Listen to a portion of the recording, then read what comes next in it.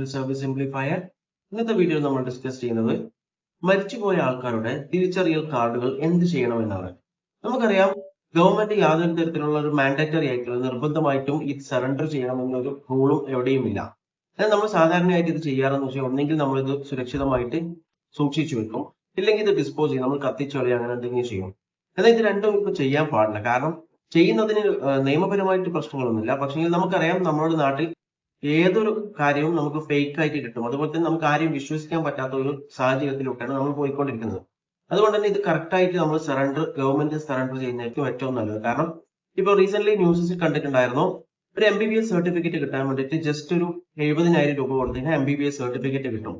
അതേപോലെ തന്നെ പലതരത്തിലുള്ള സർട്ടിഫിക്കറ്റ്സ് നമുക്ക് എന്താണ് എളുപ്പത്തിൽ കിട്ടുന്നുണ്ട്, ഇതേപോലെ ഡ്യൂപ്ലിക്കേറ്റ് സർട്ടിഫിക്കറ്റ്സ് ഒക്കെ. അതുകൊണ്ട് തന്നെ ഈ ഡ്യൂപ്ലിക്കേറ്റ് ആയിട്ടുള്ള നമ്മുടെ തിരിച്ചറിയൽ കാർഡ് ഉണ്ടാക്കാൻ വലിയ പ്രയാസമൊന്നുമില്ല. അതുകൊണ്ട് തന്നെ ഇത് പരമാവധി ഗവൺമെന്റിൽ സറണ്ടർ ചെയ്യുന്നതായിരിക്കും നല്ലത്. എന്നാൽ പലർക്കും ഇത് അറിയില്ല, എങ്ങനെ ഇത് സറണ്ടർ ചെയ്യണം, ഇതിന്റെ ഫോർമാലിറ്റീസ് എങ്ങനെയാണ്. നമുക്ക് ഓരോ കാർഡായിട്ട് വരാം.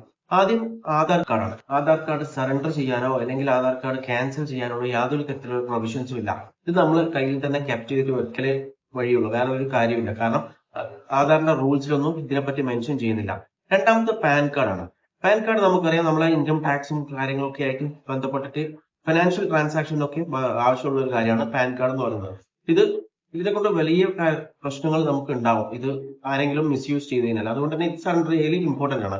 ഇത് നമ്മൾ അടുത്തുള്ള ഇൻകം ടാക്സ് ഡിപ്പാർട്ട്മെന്റിൽ പോയിട്ട് കാര്യങ്ങളൊക്കെ അവതരിപ്പിക്കുക. അതിനുശേഷം pan card, date of birth, ഈ മരിച്ചവരുടെ ഡേറ്റ് ഓഫ് ബർത്ത്, അതുപോലെ തന്നെ ലീഗൽ എയർ ആരാണോ അവരെ സർട്ടിഫിക്കറ്റ്, അതുപോലെ തന്നെ മരണപ്പെട്ട ഡെത്ത് സർട്ടിഫിക്കറ്റ്, ഇതൊക്കെ വെച്ചിട്ട് സബ്മിറ്റ് ചെയ്ത് കഴിഞ്ഞാൽ അതിനുശേഷം പാൻ കാർഡ് അവിടെ സബ്മിറ്റ് ചെയ്യാം, സറണ്ടർ ചെയ്യാൻ പറ്റും. അവരൊരു ഫോം തരും, അത് ഫില്ല് ചെയ്ത് കഴിഞ്ഞാൽ പാൻ കാർഡ് അവിടെ സബ്മിറ്റ് ചെയ്യാൻ പറ്റും. മൂന്നാമത്തെ പാസ്പോർട്ടാണ്. പാസ്പോർട്ടിന്റെ കാര്യമാണെങ്കിൽ നമുക്കറിയാം, പാസ്പോർട്ടിന് ഒരു എക്സ്പയറി ഡേറ്റ് ഉണ്ട്. അതുകൊണ്ട് തന്നെ ആ ഡേറ്റ് കഴിഞ്ഞ് കഴിഞ്ഞാൽ പാസ്പോർട്ട് പിന്നെ യൂസ്ഫുൾ അല്ല. കാരണം ഈ പാസ്പോർട്ട് എവിടെ കൊണ്ടുപോയാലും അവർ പറയും കറക്റ്റ് ആയിട്ട്, അതായത് ഇതിന്റെ ഡേറ്റ് കഴിഞ്ഞിട്ട് ഇത് യൂസ് ചെയ്യാൻ പറ്റില്ല എന്ന് തന്നെ പറയും. അതുകൊണ്ട് തന്നെ പാസ്പോർട്ടിനെ കൊണ്ട് വലിയ പ്രശ്നം വരുന്നില്ല. പക്ഷെങ്കിൽ ആ എക്സ്പയറി ഡേറ്റ് കഴിയുന്നവരെ ഇത് നമ്മൾ സൂക്ഷിച്ചു വെക്കണം. കാരണം നമ്മുടെ പാസ്പോർട്ട് റൂൾസിൽ എവിടെയും ഇത് സറണ്ടർ ചെയ്യാനുള്ള പ്രൊവിഷൻസ് പറയുന്നില്ല. ഓക്കെ, പിന്നെ ഉള്ളതാണ് വോട്ടർ ID ചെയ്യേണ്ടത്. അടുത്തുള്ള ഇലക്ഷൻ ഓഫീസിൽ പോയിട്ട് അവിടെ കാര്യങ്ങളൊക്കെ സബ്മിറ്റ് ചെയ്യുക. അതായത് നമ്മുടെ ഡോക്യുമെന്റ്സ് ഒക്കെ, ഈ മരണപ്പെട്ട ആളുടെ ഡോക്യുമെന്റ്സ് ഒക്കെ സബ്മിറ്റ് ചെയ്യുക, ഡെത്ത് സർട്ടിഫിക്കറ്റ് ഉൾപ്പെടെ എല്ലാം സബ്മിറ്റ് ചെയ്തതിനു ശേഷം അവിടുന്ന് ഫോം നമ്പർ 7 കിട്ടും. ആ ഫോം ഫില്ല് ചെയ്തിട്ട് കൊടുത്തു കഴിഞ്ഞാൽ നമ്മുടെ ഈ മരണപ്പെട്ട ആളുടെ ഡീറ്റെയിൽസ്, അതായത് നെയിം എന്ത് ചെയ്യും, ഇലക്ടറൽ റോളിൽ നിന്നും റിമൂവ് ചെയ്യപ്പെടും. അതുപോലെ തന്നെ ഈ ഒരു ID കാർഡ് എന്ത് ചെയ്യണം, അവിടെ സബ്മിറ്റ് ചെയ്യുകയും ചെയ്യാം. അതോടെ പിന്നെ അതിനെ കൊണ്ട് യാതൊരു തരത്തിലുള്ള ബുദ്ധിമുട്ടും ആർക്കും വരില്ല. പിന്നെ ഉള്ളതാണ് ഡ്രൈവിംഗ് ലൈസൻസ്. ഡ്രൈവിംഗ് ലൈസൻസ് ആണെങ്കിൽ അതിന്റെ റൂൾസിൽ എവിടെയും പറയുന്നില്ല ഇത് എങ്ങനെ ഡിസ്പോസ് ചെയ്യണം, അതായത് സറണ്ടർ ചെയ്യാനോ ഒന്നും പറയുന്നില്ല. പക്ഷേ നമ്മൾ എന്ത് ചെയ്യണം, നേരെ RTOയിൽ പോയിട്ട് RTO ആയിട്ട് ബന്ധപ്പെട്ടിട്ട് ഇതിന്റെ കാര്യങ്ങളൊക്കെ അതങ്ങ് ഒഴിവാക്കുന്നതായിരിക്കും നല്ലത്. ഓക്കെ, വീഡിയോ ഇഷ്ടപ്പെട്ടാൽ ലൈക്ക് ചെയ്യുക, ഇൻഫോർമേറ്റീവ് ആയി തോന്നിക്കഴിഞ്ഞാൽ മറ്റുള്ളവരിലേക്ക് ഷെയർ ചെയ്യാൻ ശ്രമിക്കുക.